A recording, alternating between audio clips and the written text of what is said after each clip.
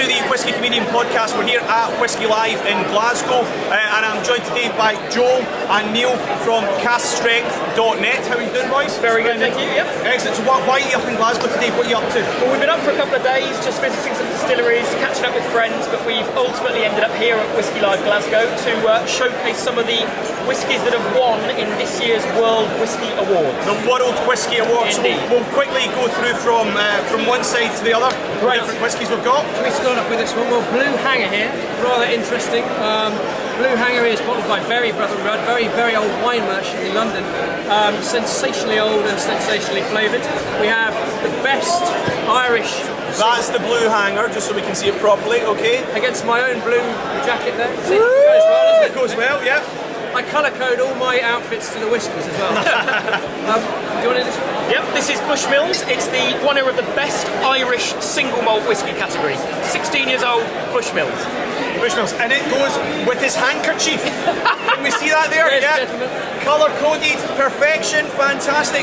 Right, next, what do we have after Next that? one up is the best value for money whisky in the category, which is the Bowmore 10-year-old Tempest cask strength peaty Islay whisky. And Lovely. that's blue as well. This is just a bit bizarre.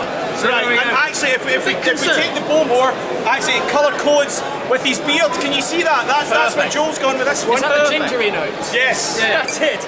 Next up, best Campbeltown whisky. Now, not a huge amount of distilleries in Campbeltown, but the winner was the Springbank 12-year-old cask strength. A whopping 58.5. And what we've got with this one is a whopping alcohol to go with my whopping belly. So that's nice and easy. And Neil, do you want to do the final one, which is the best Highland single malt? Best Highland single malt, Glenmorangie Signet.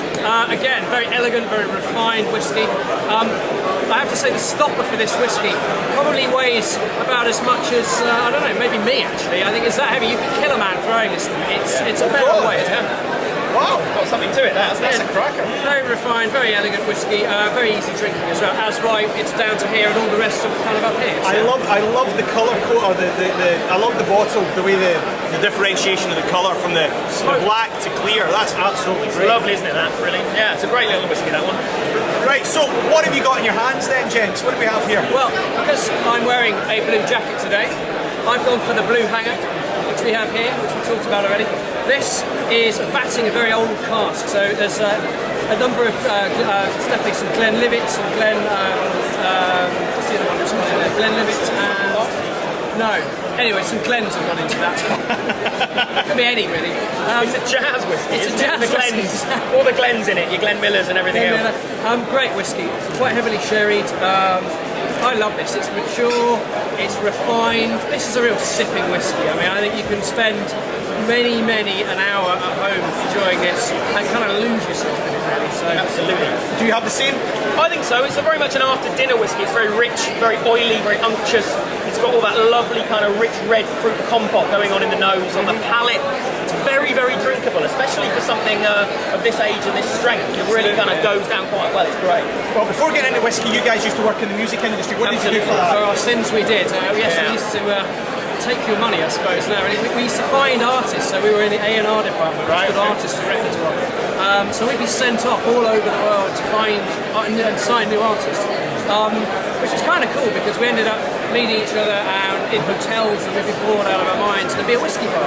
Yeah. Great. And we found a love of whiskey. Yeah. Probably a bit too. Good, well what I'm going to ask you guys to do, I'm going to ask you to have a drink and have a describe the whiskey.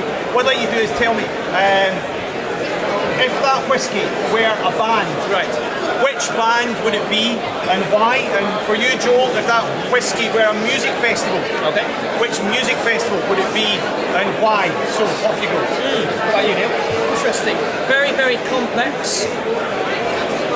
Again, very refined, very smooth. I think this is a jazz record, really. This is a really... It's probably a Miles Davis record. I think there's definitely something about it. There's a subtlety and a depth. Fantastic though. I mean, again, you could lose yourself in one of those records, one of those great old Blue Note jazz records. Blue again, Blue yes, Note. okay. There you go. Right. And as I think as a music venue or a festival, it would probably be halfway through the Proms.